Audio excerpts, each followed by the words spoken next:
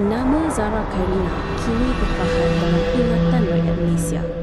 Seorang pelajar tingkatan 1 yang seharusnya membesar dengan penuh impian, namun hidupnya terhenti selepas ditemui dalam keadaan parah di kawasan asrama sekolah.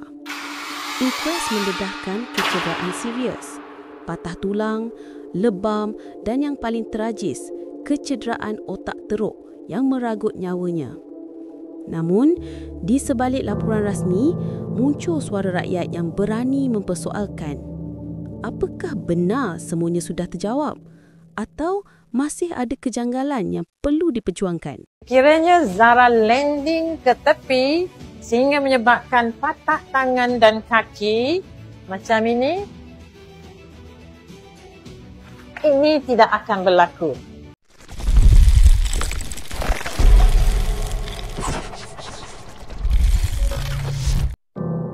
Siapakah Dr. Asila?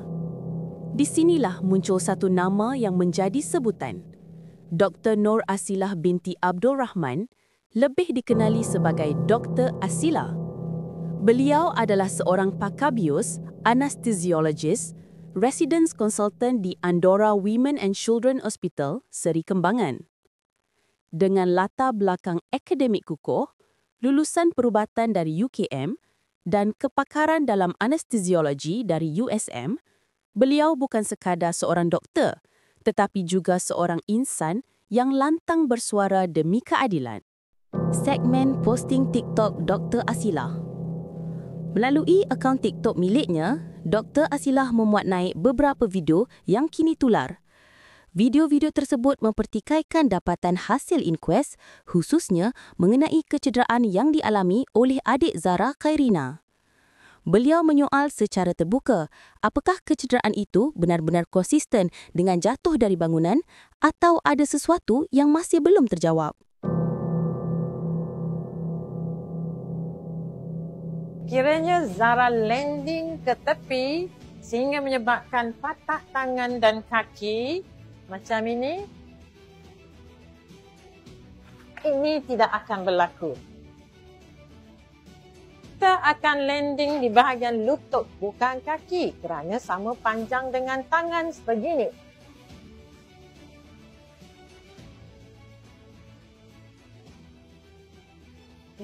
Inilah posisi yang logik jika kecederaan tangan dan kaki, dan kecederaan kaki bukan di tapak kaki tetapi di lutut.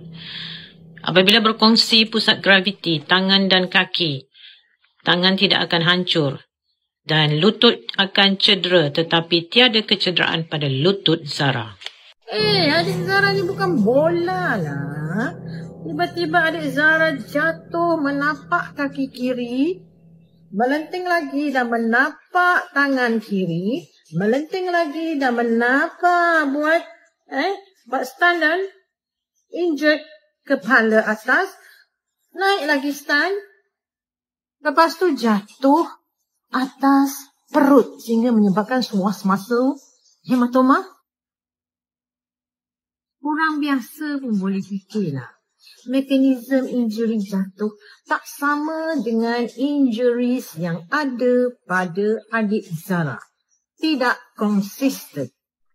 Sekiranya Zara bergayuh dari tingkat 3 jatuh ke bawah, maka kakinya akan menapak ke bawah. Punya tulang osteoporotik, wanita yang berumur 60 tahun ke atas boleh remuk macam itu. Jawapan kepada remuk di bahagian tangan sekiranya Zara menapak kaki. Kiranya injuri pada tangan dan kaki, semestinya adik Zara jatuh meniarap, bukan terlentang. Orang biasa pun boleh fikirlah. Mekanisme injury jatuh tak sama dengan injuries yang ada pada adik Zara. Tidak konsisten. Jawapan kepada remuk di bahagian tangan sekiranya Zara menapak kaki. Kiranya Zara landing ke tepi sehingga menyebabkan patah tangan dan kaki macam ini Ini tidak akan berlaku. Arrow merah adalah kalkinium akan pecah apabila adik Zara menapak dengan kaki. Tetapi, tangan tidak akan patah. Sekiranya tangan dan kaki patah, maknanya adik Zara menapak kaki dan tangan. Apabila menapak kaki dan tangan, bahagian arrow hijau akan patah, bukan kalkinium. Disebabkan berkongsi berat badan, maka tangan dan kaki tidak akan hancur sebagaimana kecederaan yang dialami oleh adik Zara. Adik Zara ni bukan bola lah. Tiba-tiba adik Zara jatuh menapak kaki kiri, melenting lagi dan menapak tangan kiri, melenting lagi dan menapak buat stand dan injek kepala atas, naik lagi stand, lepas tu jatuh atas perut sehingga menyebabkan suas muscle hematoma. Kurang biasa pun boleh fikirlah. Mekanisme injury jatuh tak sama dengan injuries yang ada pada adik Zara. Tidak konsisten. 20 kilogram simen dijatuhkan dari tingkat 3 ke bawah. Mesti berbunyi. 53 kilogram body adik Zara jatuh. Dia akan menghasilkan bunyi yang sangat kuat. Ramai lagi murid yang belum tidur. Mereka akan menuju ke tempat bunyi tersebut dan mereka yang sedang tidur semestinya akan terjaga dan juga akan pergi ke tempat kejadian. Di manakah saksi bunyi adik Zara jatuh dari tingkat 3? Sekiranya Zara memanjat tembok tersebut, tangan mesti kotor, badan semua, baju semua mesti kotor sebab tembok, simen dan pagar besi mestinya sangat kotor. Nombor 2, di mana tudung Zara? Setiap murid sekolah menengah agama mesti memakai tudung. Tidak ada yang keluar dari bilik tanpa tudung. Sekiranya Zara bergayuh dari tingkat 3, jatuh ke bawah, maka kakinya akan menapak ke bawah.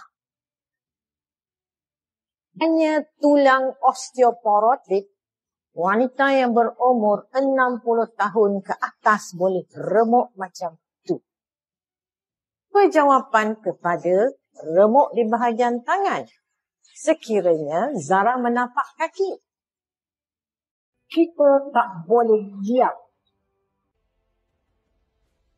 14 tahun, jatuh dari bangunan dan meninggal di asrama sekolah. Sebab kematian, dibuli, ditolak, banyak sangat yang menunjukkan kematian ini. Buli bukan main-main. Ia boleh membunuh emosi, mental dan nyawa. Sekarang akan jadi the last case bully in Malaysia. No more bully in the school. This is the last case. Kita tak boleh diam. Reaksi masyarakat. Keberanian Dr. Asilah mencetuskan gelombang. Sebahagian rakyat menyokong penuh, menganggap inilah suara kebenaran yang harus didengari. Namun, tidak kurang juga yang mempertikaikan tindakannya. Ada yang berkata, seorang doktor sepatutnya menghormati keputusan mahkamah. Tetapi ada juga yang melihat, inilah bukti bahawa hati nurani tidak boleh berdiam diri bila berdepan ketidakadilan. Persoalannya, adakah kita sanggup membiarkan kisah Zara Khairina tenggelam begitu saja? Atau kita, sebagai masyarakat, harus terus menuntut jawapan sebenar? Jika anda percaya, keadilan harus ditegakkan. Jika anda percaya, suara rakyat harus terus hidup, tekan butang subscribe, kongsikan video ini dan jangan biarkan cerita Zara Khairina lenyap begitu sahaja. Dr. Asilah mungkin hanya seorang doktor, tetapi suaranya telah menjadi simbol kepada keberanian rakyat. Keadilan untuk Zara Khairina bukan sekadar tentang seorang pelajar, tetapi tentang masa depan, tentang anak-anak kita, tentang sekolah kita, tentang siapa yang akan melindungi mereka. Kerana akhirnya, kebenaran itu tidak boleh disembunyikan dan keadilan mesti ditegakkan.